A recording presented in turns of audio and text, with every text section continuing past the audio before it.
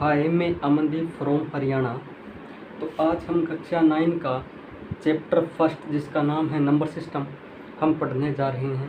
लेकिन इस चैप्टर को शुरू करने से पहले कुछ महत्वपूर्ण पॉइंट्स हैं जिनको हमें डिस्कस कर लेना चाहिए। तो इन महत्वपूर्ण पॉइंट्स में से जो पहला जो महत्वपूर्ण पॉइंट है वो है हमारा नेचुरल नंबर। नेचुरल नंबर, जिन्हें हिंदी में हम प्राकृत संख्या भी कहते हैं। जो हमारे नेचुरल नंबर है वो हमारे एक से स्टार्ट होते हैं। जो हमारे नेचुरल नंबर है वो हमारे कहाँ से स्टार्ट होते हैं? तो हमारे जो नेचुरल नंबर है वो हमारे एक से स्टार्ट होते हैं। 1, 2, 3 और ऐसे करते करते इन्फिनिटिव तक चले जाते हैं। तो इसी कड़ी में जो हमारा दूसरा महत्वपूर्ण पॉइंट है वो है हमारा होल नंबर। होल नंबर, जिन्हें हिंदी में हम पूर्ण संख्याएं भी कहते हैं। जो हमारे होल नंबर है वो हमारे एक से स्टार्ट न होकर 0 से स्टार्ट होते हैं। कहाँ से स्टार्ट होते हैं? 0 से। 0, 1, 2, 3 और ऐसे करते करते इन्फिनिटिव तक चले जाते हैं। तो जो हमारे नेचुरल नंबर है और जो हमारे होल नंबर है उनमें सिर्फ 0 का ही फ़र्क है। यानी कि जो हमारे नेचुरल नंबर है वो हमारे एक से स्टार्ट होते हैं। कहाँ से स्टार्ट होते हैं? एक से स्टार्ट होते हैं और इन्फिनिटिव तक जाते हैं। और जो हमारे होल नंबर है वो हमारे 0 से स्टार्ट होते हैं और इन्फिनिटिव तक जाते हैं। तो इसी कड़ी में जो हमारा तीसरा इम्पोर्टेंट पॉइंट है वो है हमारा इंटीजर्स। क्या है? इंटीजर्स। इंटीजर्स हिंदी में जिन्हें हम पूर्णांक भी कहते हैं। तो इंटीजर्स हमारे दो प्रकार के होते हैं। एक तो हमारे पॉजिटिव इंटीजर्स होते हैं और एक हमारे नेगेटिव इंटीजर्स होते हैं। जो हमारे पॉजिटिव इंटीजर्स होते हैं वो 1 से स्टार्ट होते हैं, 1, 2, 3 और ऐसे करते करते इन्फिनिटी तो चले जाते हैं।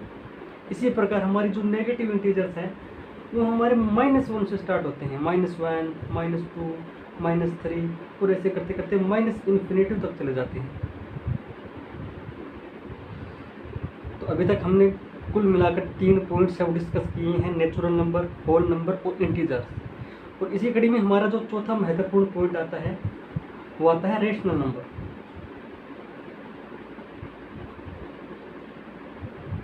रेशनल नंबर कौन से होते हैं? जिन्हें हम P/Q की फॉर्म में लिख सकते हैं। क्या कर सकते हैं? जिन्हें हम P/Q की फॉर्म में लिख सकते हैं। और जहाँ पर Q हमारा 0 के बराबर नहीं होना चाहिए। तो Q हमारा 0 के बराबर क्यों नहीं होना चाहिए? क्योंकि अगर Q को हमने 0 ले लिया तो वो अनडिफाइंड हो जाएगा। जब भी हम किसी भी संख्या के नीचे 0 लिखते हैं, यानी हम किसी भी संख्या को अगर हम 0 से डिवाइड करते हैं तो वो संख्या अनडिफाइंड हो जाती है, इसलिए हम Q को 0 नहीं ले सकते। तो कुछ एग्जांपल्स है रेशनल नंबर के अंदर जिनके द्वारा हम समझेंगे कि रेशनल नंबर हमारे होते क्या हैं। जैसे कि मैंने लिखा 1/2, तो क्या सर ये रेशनल नंबर है क्या? नहीं है। तो ये रेशनल नंबर है हमारा, क्यों है? देखो, एक तो ये P/Q की फॉर्म में लिखा हुआ है, जहाँ पर P हमारा 1 है और Q हमारा 2 है। और हम देख सकते हैं Q = 0 भी नहीं है, तो हम कह सकते हैं ये हमारा एक रेशनल नंबर हो जाएगा। इसी प्रकार क्या 3/2 ये भी एक रेशनल नंबर हो जाएगा? जी हाँ, यह भी हमारा एक रेशनल नंबर हो जाएगा, क्योंकि P को हमने 3 लिया है और Q को हमने 2 लिया है और Q हमारा वो 0 के बराबर भी नहीं है, तो ये भी हमारा एक रेशनल नंबर हो जाएगा। तो कई बार हम सोचते हैं कि कोई सिंगल नंबर आ गया, जैसे कि 4 आ गया, 5 आ गया, कि क्या ये भी रेशनल नंबर है हमारे? तो हम कह सकते हैं कि ये भी हमारे रेशनल नंबर है। क्यों है? क्योंकि किसी भी एक जो कंप्लीट नंबर है उसके नीचे हम 1 लिख सकते हैं, यानी हम उसको 1 से डिवाइड कर सकते हैं, उस पर कोई प्रभाव नहीं पड़ेगा। तो 4/1 4 ही रहेगा और इसको हम P/Q की फॉर्म में लिख सकते हैं, इसके नीचे 1 लिख कर, जहाँ पर हमारा P = 4 हो जाएगा और Q = 1 हो जाएगा। इसी प्रकार 5/1 भी हम लिख सकते हैं। तो जो कोई भी कंप्लीट नंबर है उसके नीचे हम 1 लिख कर उससे रेशनल नंबर की फॉर्म में लिख सकते हैं, यानी कि P/Q की फॉर्म में लिख सकते हैं। इस प्रकार हमारे जो सिंगल नंबर्स हो जाएंगे वो भी हमारे रेशनल नंबर्स हो जाएंगे। इसी कड़ी में जो हमारा 5वां और महत्वपूर्ण पॉइंट आता है वो हमारा आता है इरेशनल नंबर। Irrational number. तो जो हमारे इरेशनल नंबर्स होते हैं वो हमारे कौन से होते हैं, जिन्हें हम P अपॉन Q की फॉर्म में नहीं लिख सकते, जिन्हें हम P अपॉन Q की फॉर्म में नहीं लिख सकते। जैसे हमारा √2 हो गया, √3 हो गया, √5 हो गया। तो जब भी हम √2 को सॉल्व करने जाएंगे तो वो हमारा 1.4 समथिंग आएगा। इसी प्रकार √3 को सॉल्व करने जाएंगे तो वो भी हमारा पॉइंट्स में आएगा। √5 को सॉल्व करने जाएंगे तो वो भी हमारा पॉइंट्स में आएगा। तो जो भी हमारी अभाज्य संख्याएं यानी कि प्राइम नंबर्स होते हैं, अगर उनको हम रूट के अंदर लिख दें तो वो सारी की सारी हमारी संख्याएं हैं वो हमारी इरेशनल नंबर बन जाती है। क्यों? क्योंकि जब भी हम उनको सॉल्व करने जाएंगे वो हमारे पॉइंट्स के अंदर आएंगे और इन्हें हम P अपॉन Q की फॉर्म में नहीं लिख सकते, इसलिए हमारे सारे के सारे क्या हो जाएंगे, इरेशनल नंबर्स है वो हो जाएंगे। तो इसी कड़ी में जो हमारे छठा और महत्वपूर्ण पॉइंट है वो रियल नंबर है, उसको भी हम डिस्कस कर लेते हैं। रियल नंबर, तो जो रियल नंबर हमारे कौन से होते हैं जिन्हें हम नंबर लाइन के ऊपर ड्रॉ कर सकते हैं। जैसे कि ये हमारी नंबर लाइन है 0, इसकी अगर हम राइट साइड में जाएंगे तो प्लस का 1 2 3 ऐसे करते करते इन्फिनिटी तक चले जाएंगे, और लेफ्ट साइड में जाने पर -1 -2 -3, तो इस प्रकार -इन्फिनिटी तक चले जाएंगे। तो रियल नंबर पर हमने देखा कि 1 2 3 1 से स्टार्ट होने वाले नेचुरल नंबर भी हमने रियल में जो नंबर लाइन है उसके ऊपर हमने ड्रॉ कर दी है।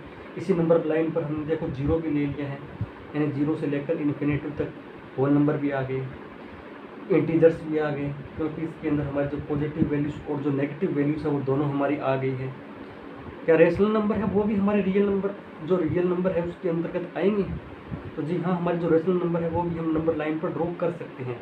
जैसे कि कहीं पर 3/2 है तो 1 और 2 के बीच में यहाँ 3/2 मिल जाएगा हमें, 1/2 मिल जाएगा यहाँ पर हमें।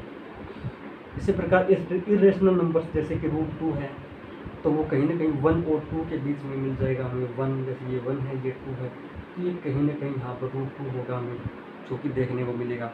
तो हमारे जो इरेशनल नंबर है उनको भी हम नंबर लाइन पर ड्रॉ कर सकते हैं, रेशनल नंबर है उनको भी हम नंबर लाइन पर ड्रॉ कर सकते हैं, इंटीजर्स को भी नंबर लाइन पर ड्रॉ कर सकते हैं, होल नंबर को भी, और नेचुरल नंबर को भी हम रियल नंबर्स के अंतर्गत इस जो नंबर लाइन है उसके ऊपर हम ड्रॉ कर सकते हैं। तो इस प्रकार हमने कुछ बेसिक कॉन्सेप्ट्स जो कि चैप्टर को शुरू करने से पहले समझने ज़रूरी थे वो हमने समझ लिए हैं।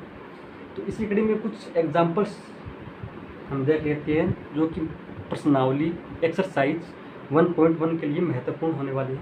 जैसे कि एक क्वेश्चन पूछा जाता है कि बताइए कि क्वेश्चन आता है हमारा कि find the 5 rational numbers between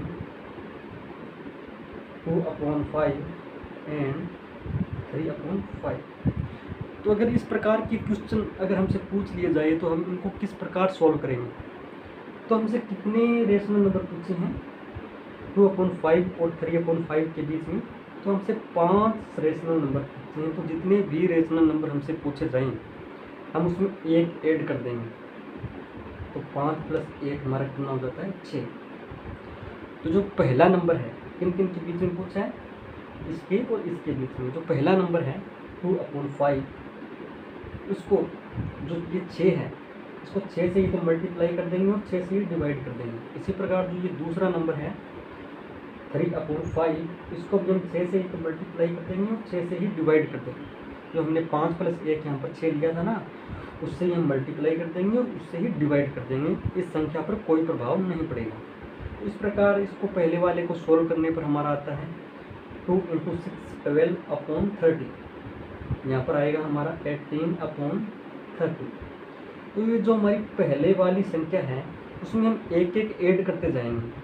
जैसे 12 है तो जो हमारा जो न्यूमरेटर है यानी कि 12 है उसमें 1 ऐड करते जाएंगे, यानी कि 12 प्लस 1 क्या हो जाएगा 13, 13/30, 14/30, एक और ऐड करेंगे 15/30, 16/30, 17/30।